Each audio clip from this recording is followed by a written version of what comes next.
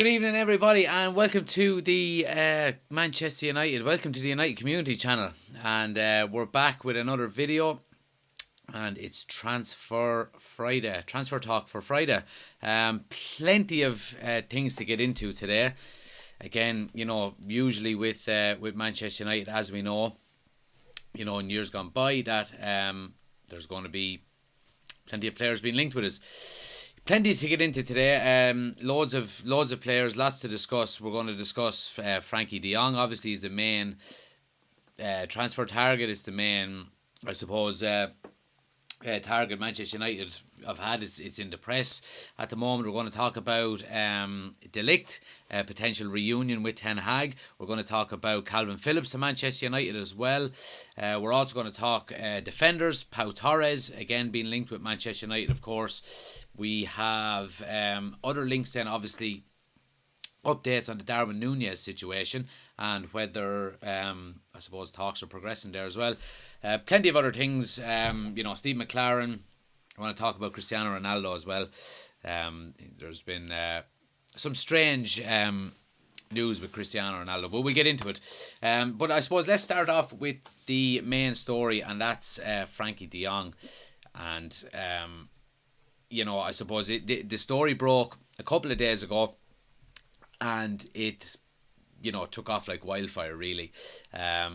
So, in relation to the speed at which it broke, obviously when transfer stories like that tend to break, they tend to slow down just as quick. Now, this one has slowed down, but it has maintained a level of consistency in terms of, the likelihood of it happening, I suppose. As you can see on screen for anyone watching on YouTube, we're going live on TikTok as well, by the way, for the first time. So Barcelona are looking for at least 80 million euros, they say, for Frankie de Jong. So, obviously they are strapped for cash at the moment, Barcelona, and they're basically going to have to go into a rebuild like a lot of other clubs, potentially like Manchester United are at the moment. So they are looking for of course it's high money, but, is it worth that kind of money for the likes of Frankie de Jong? I think it is, to be quite honest. I think he's a fantastic midfielder. I think if we are to go out and get a centre midfielder, and of course Manchester United, we do need one. So I think Frankie de Jong is by far the best candidate in terms of what Manchester United are looking for. The 80 million, obviously, we've discussed previously the fact that Manchester United have, are going to potentially only have 150 million to spend in the summer. So 80 million is going to be more than half of it, obviously. So it's going to be interesting to see what way this develops. And, if Barcelona are trying to get him off the books and generate money themselves to go into this rebuild, then, I would say we do have a strong hand in terms of being able to negotiate there. So it's something that I would be, happy in terms of going, United going for a player like that, regardless of ability. Of course he has it, but in terms of getting a good price for him as well, because we're going to have a lot of players leaving. I think, the likelihood, obviously, when the story first broke a few days ago, the journalist who broke the story, Gerard Moreno, I think that was his name. I'm not 100% on his name, but regardless of it, he basically said that it was 95%, chance that de Jong is going to come to United. Now, it has come out by a number of different journalists between then and now that 95% has been a bit wide of the mark and it's been a bit ambitious. It doesn't mean in any way that the deal is off or that it may not go through. I think there is a high likelihood that it will go through. I just think, the 95%, you're basically guaranteeing, really, with that kind of percentage. I think in relation to the likelihood of this happening, I think there's two things that United fans can be, I suppose, encouraged by. One is obviously the main one is the Ten Hag connection. Obviously Frankie de Jong played for Ten Hag with Ajax. He was instrumental in the 2019 Champions League run to the semi-finals. So that's the main one, and I think another big advantage that Manchester United can have is the fact that Barcelona don't want to sell Frankie de Jong to a rival.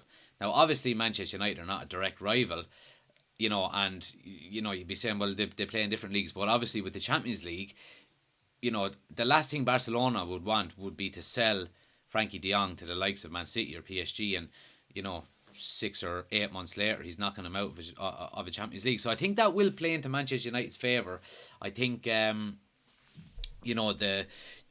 likelihood that they would want to sell him to a club that's not in the Champions League obviously would benefit them. Let's see, we have some people in the chat. You got to spend it on him. You need someone like Declan Rice, I think, not just marquee signings. Yeah, I agree 100% there. Let me just see who said that. Declan Casey. All right, Dec. 100% agree. I think it's going to be more so. It's going to be more quantity over quality this summer, especially if there's going to be 7, 8 or 9 players leaving, so it's going to be an interesting one. But again, reports were coming out as well in the last few days that Manchester City are also looking into the possibility of signing him. There is reports then that I was reading today in relation to Man City actually been out of the race for him. It was brought by Blaquette's Font, which is a Spanish outlet. Manchester City are not in the race for Frankie de Jong at the moment, as they have spent a lot of money on Erling Haaland, and Manchester United are front runners for his signature. So look, it's positive news for Manchester United fans. Look, it's going to be a difficult deal, I think, and it would be a fantastic deal if it did go through. But obviously we're going to keep a close eye on it.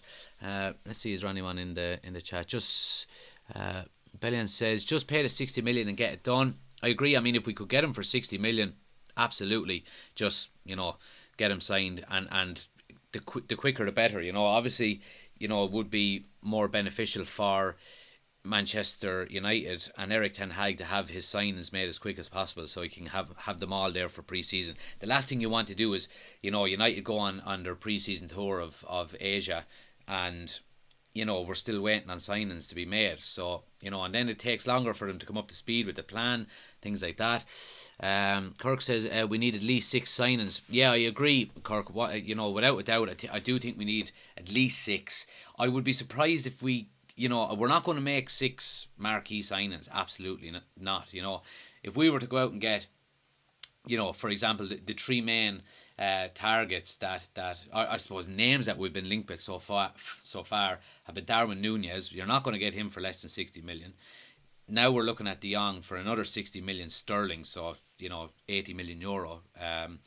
So that's your transfer budget there. Now if you're looking at a central defender as well, which we do need, then obviously Timber has been a name that's been touted an awful lot.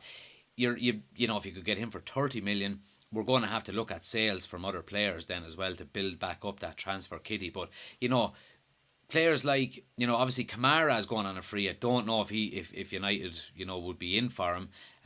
But the likes of Christian Eriksen, for example, that we've mentioned before, is on a free transfer. It'd be fantastic to bolster the midfield in terms of numbers. Obviously he's not going to play every game if he was to sign, but he'd be a great person there with some experience. But yeah, look, I mean, it's going to be interesting, and obviously we'll keep an eye on it, as the days go on. I suppose linking in to that story then, now this story broke yesterday, and when I say it broke, it didn't really break. It was touted that Erik ten Hag is potentially looking to bring Ligt into the club from Juventus. Now, to be honest with you, I would be very surprised if this happens. The source is from. Let me just check the source. The source is coming in again. This is from Gerard Moreno, and he's the guy who actually broke the story about De Jong as well. So look, I mean, even if Frankie De Jong was up for grabs, you would be looking at a minimum of 80 million for him sterling. So I would say United can't afford to spend that kind of money on one particular player. So I would be very surprised if we go for De Ligt.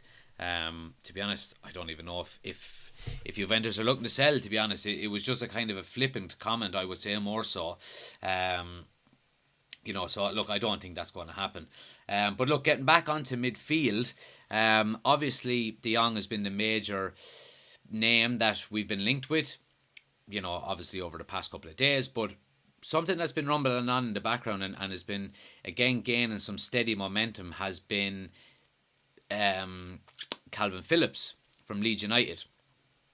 And according to, let me just have a check here now, according to sources, that United, and source, this is coming actually from Samuel Lockhurst in the Manchester Evening News, that United have been working on a move for Leeds United midfielder Calvin Phillips separate to De Jong. It's been pretty much going on in the background, and United are an admirer of him and are looking to do a deal. Now, what do we think about this? I mean, I think an awful lot in terms of Calvin Phillips will depend on Leeds United's future, whether they stay up or go down. They're fighting for their lives with 2 games to go, and if Leeds United do go down, without a doubt I could see Calvin Phillips leaving. Whether he would come to United or not, I don't know. I don't see why he wouldn't. I can't see a Man City or a Liverpool coming in for him, or a tier 1 club, as you would say. So I don't see why not. I mean, again, the figures would have to be right. Without a doubt, central midfield is an area that we do need to improve on drastically. So I do think the more we can get into the club in that area, if it's 2 centre midfielders rather than 1. Obviously Frankie De Jong, is the main name that's been thrown out there, but if we can get a second one in, absolutely, so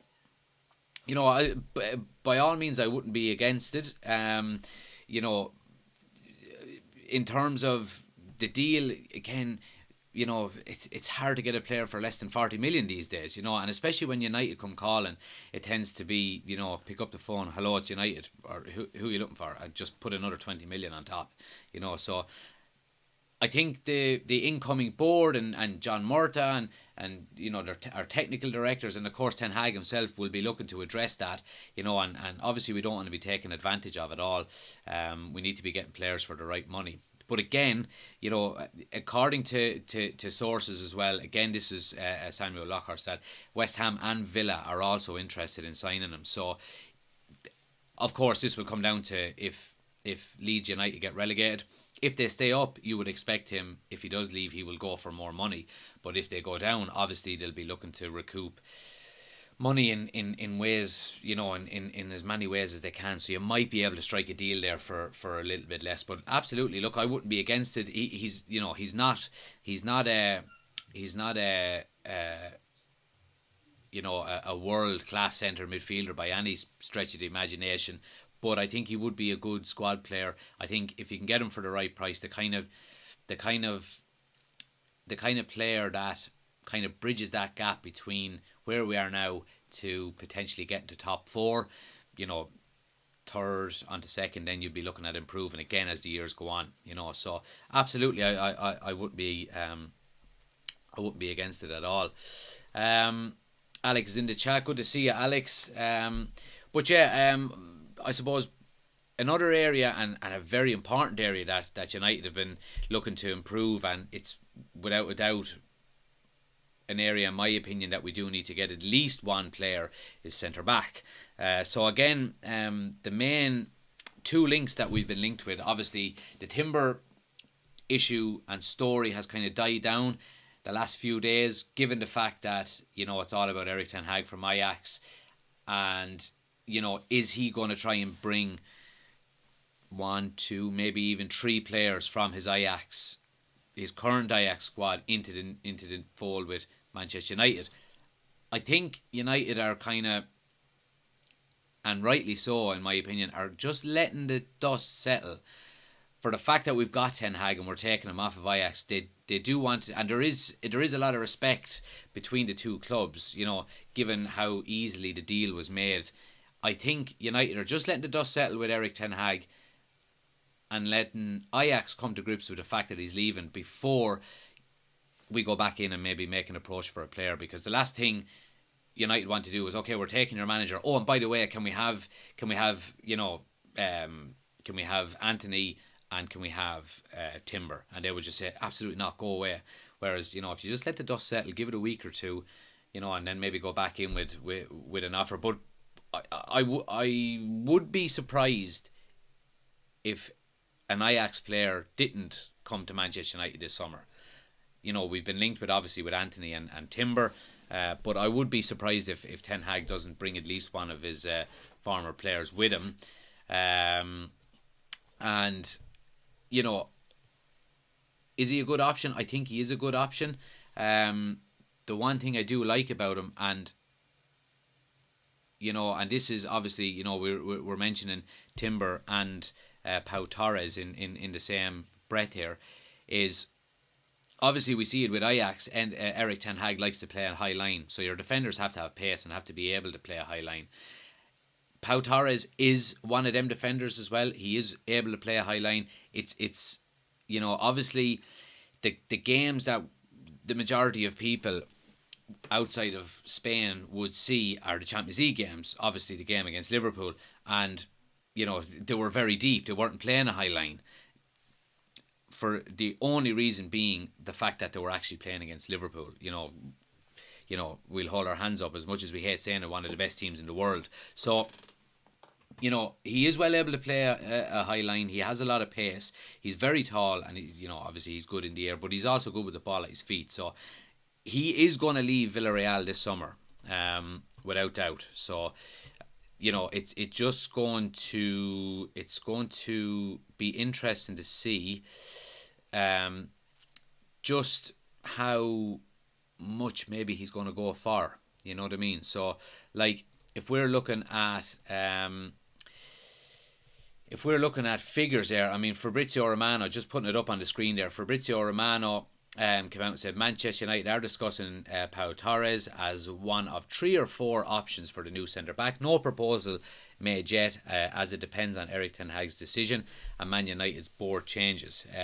Now, the key here is Chelsea are also monitoring Torres, okay, and you're looking at a 55 to 60 million release clause that's already in his contract. So, you know, the fact that Chelsea are sniffing around him as well is never a good thing.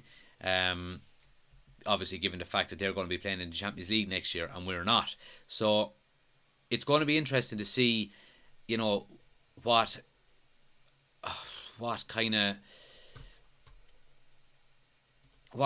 kind of centre back we sign, if that makes sense, you know.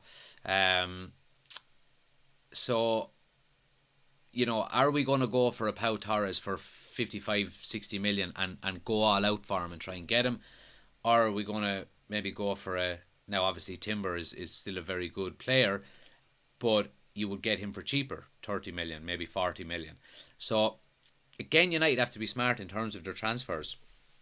And, you know, can we make a deal for, you know, the best quality players that we can that will fit our transfer budget strategy? You know, obviously we would all like to go out and sign Erling Haaland, even though he was so bloody cheap. But, you know, we'd love to go and sign Haaland. We'd love to get Mbappe. But there's only so much money that you can have as a in a transfer kitty. So it's going to have to be bit by bit, transfer window by transfer window. But as long as we're signing the players that are suiting, I suppose, Erik ten Hag's strategy, his philosophy, and the club is pulling into one direction, by all means, And if Erik ten Hag goes out in the summer, in 3 or 4 weeks' time, whenever the transfer window opens, and he says, I want to keep Phil Jones and I want to bring Johnny Evans back from Leicester, then we just have to back him. You know what I mean? We mightn't agree with it, and we might say, Jesus Christ, what are you doing? But we have to back him, and we have to let him do his thing, because, we, as United fans, we've been scarred over the last 10 years or so, and given it's like when you break up with a woman, you break up with your girlfriend or you break up with your boyfriend, and you don't want to, you're afraid to trust somebody straight away, after it.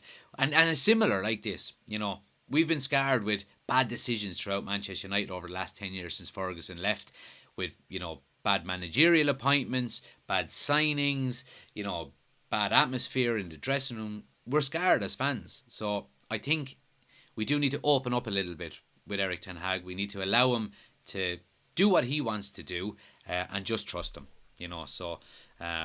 But again, look, it's going to be interesting to see. Finally, in terms of transfer news, then we look at the striker option for Manchester United, and we have. Let me just pull up some details here, because I have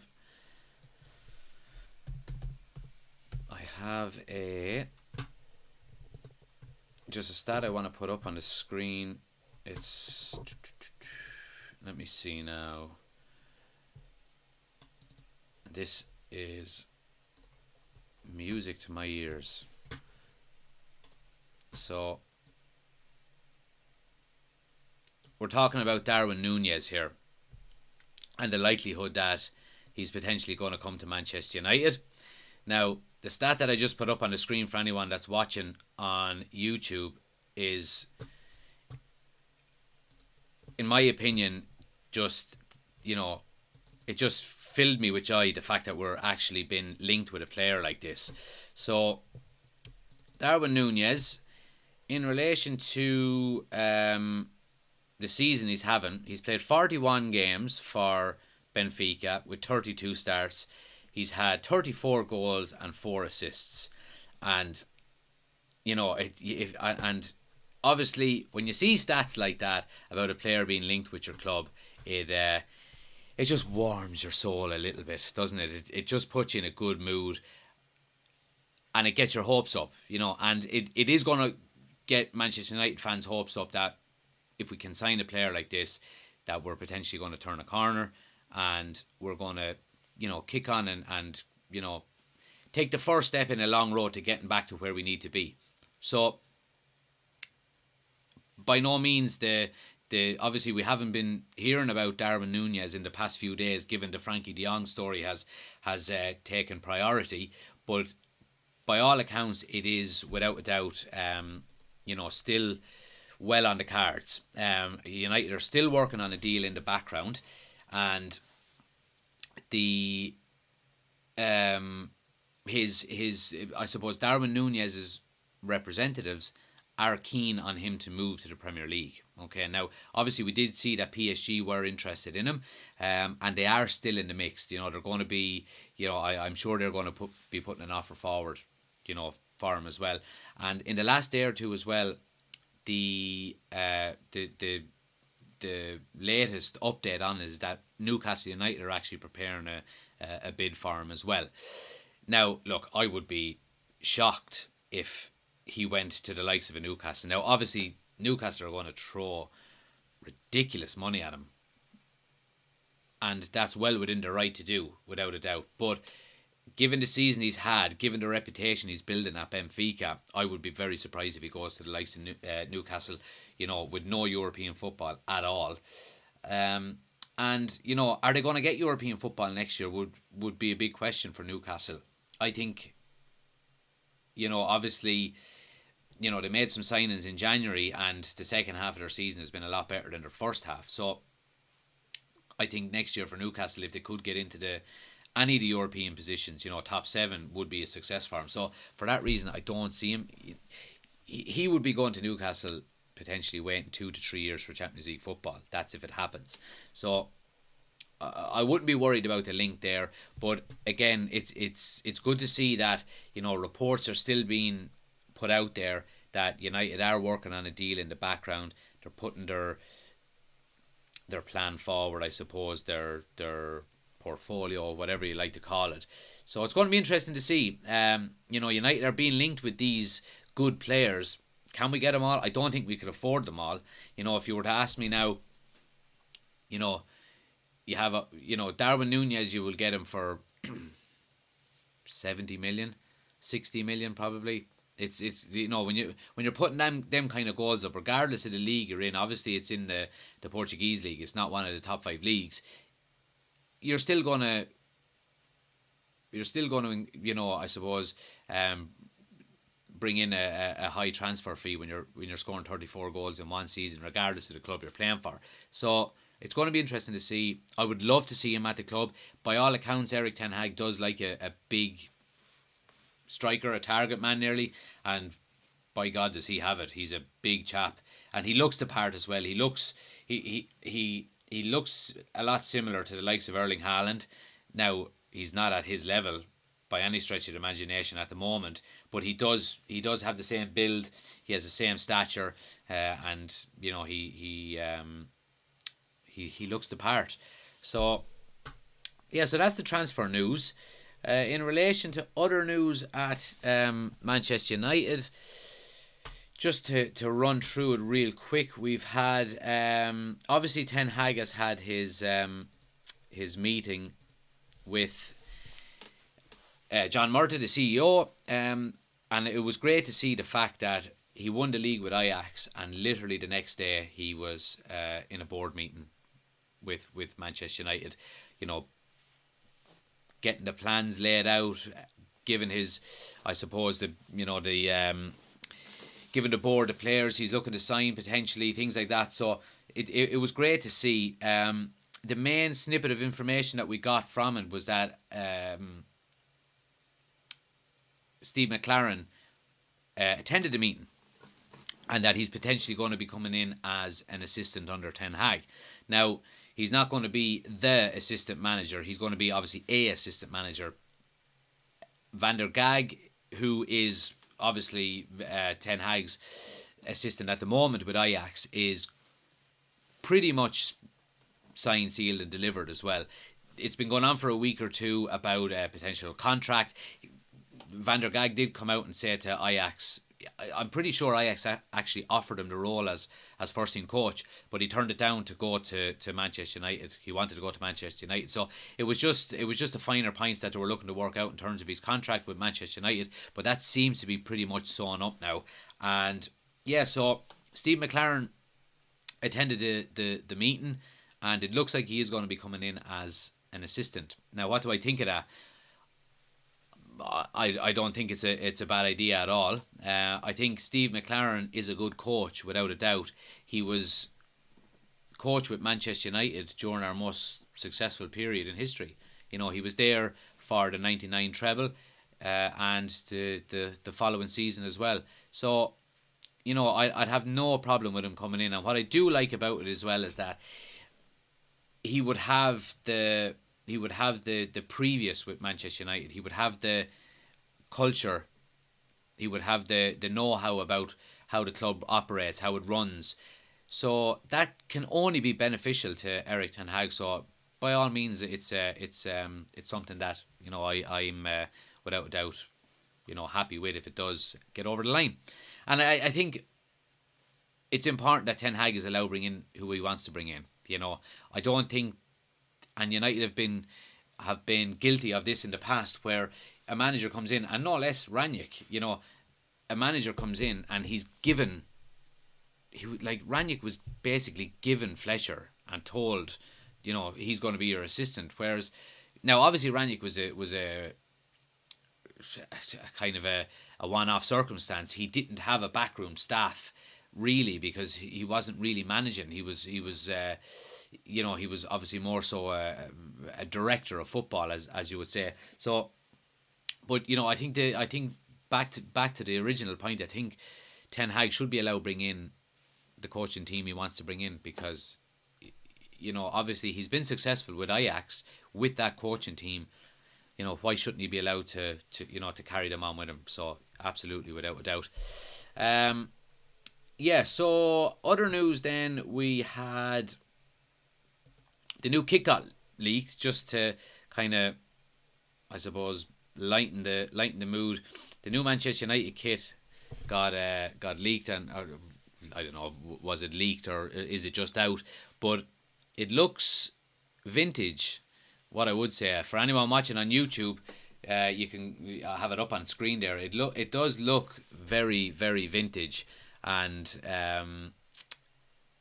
I like it. I have to say, I like the collar on it. It's kind of Cantona-esque, nearly, with the buttons down the front, and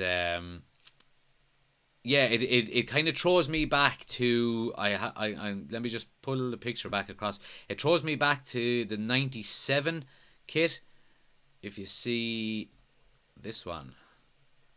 So I can see a lot of similarities between the two of them. And again, apologies to anyone on TikTok who's watching that can't see this, but if you check out the 97 kit, it does look very similar with the collar, the buttons, and the kind of design on the collar as well. So I like it. I think it's cool.